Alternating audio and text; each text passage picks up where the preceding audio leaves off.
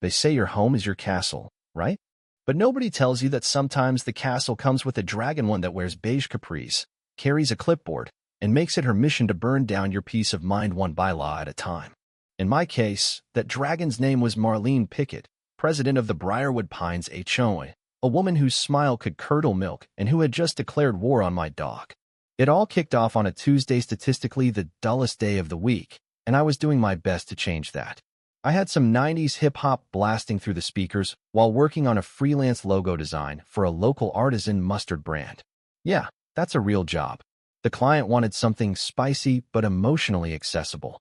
I was 3 drafts deep into what looked more like a startled blobfish than a condiment icon when my service dog, Ranger, let out a soft sigh at my feet.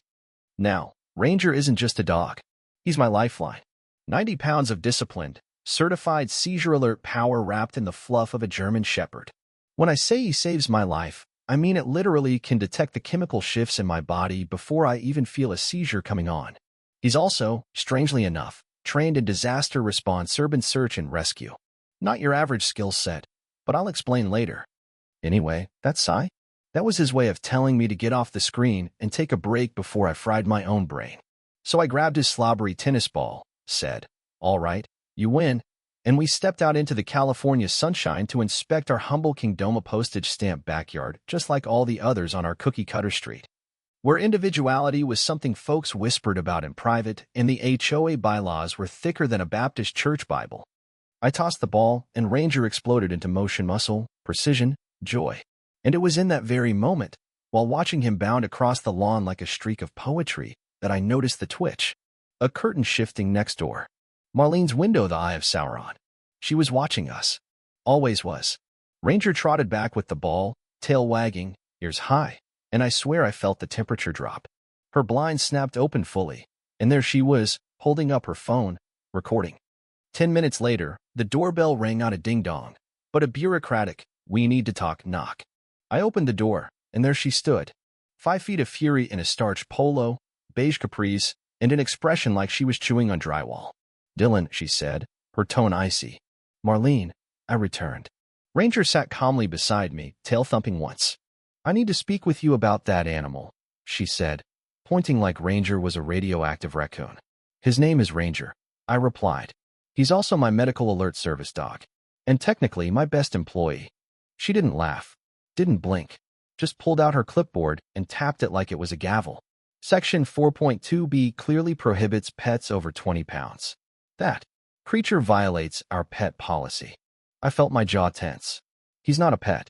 He's a service dog, protected by the ADA and the Fair Housing Act. I can send you the paperwork if you'd like some light reading.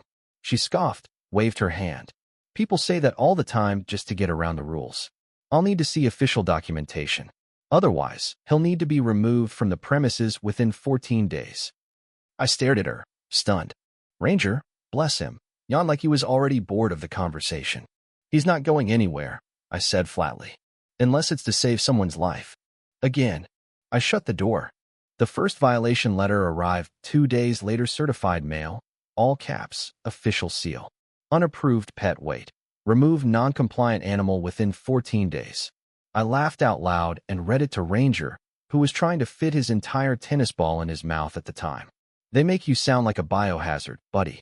I spent the next few hours assembling a package for the HOA. Certified service dog papers, a letter from my neurologist, and a copy of the ADA guidelines, all highlighted in cheerful yellow. 3 days later, another letter arrived.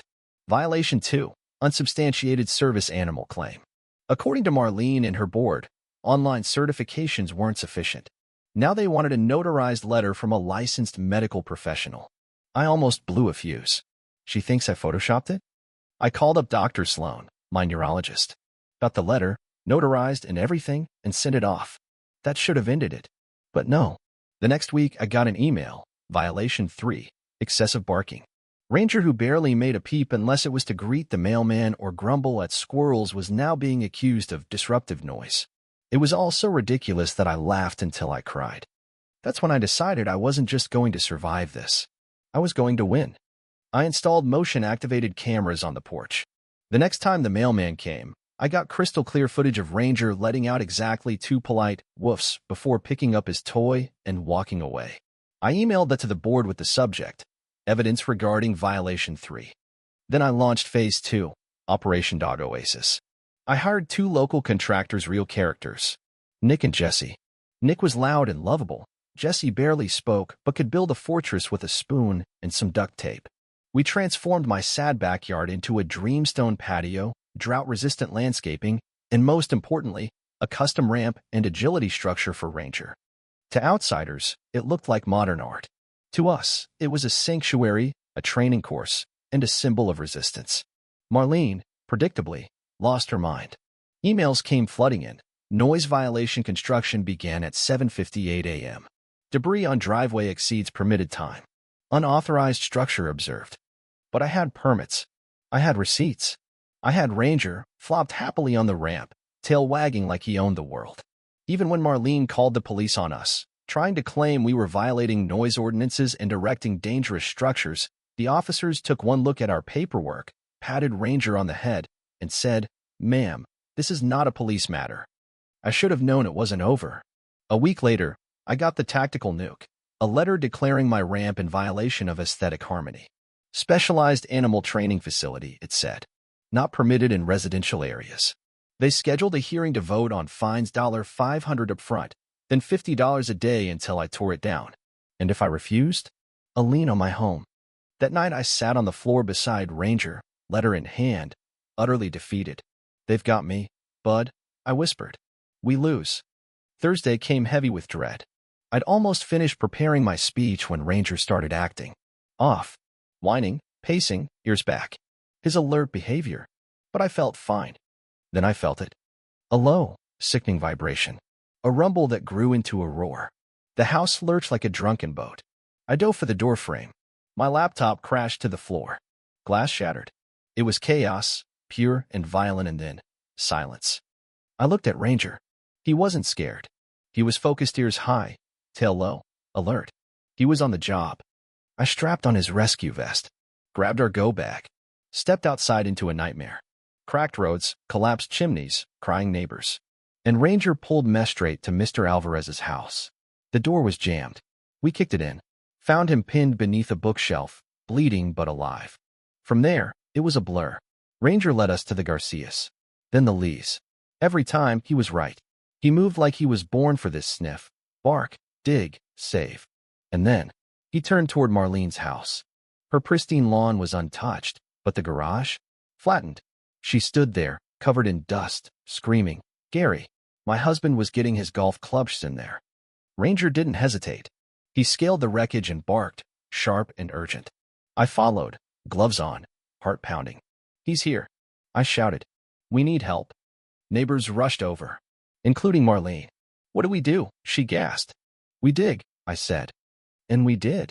Hands bleeding, hearts racing. Found Gary pinned, dazed, but alive. We hauled him out just as the fire trucks arrived.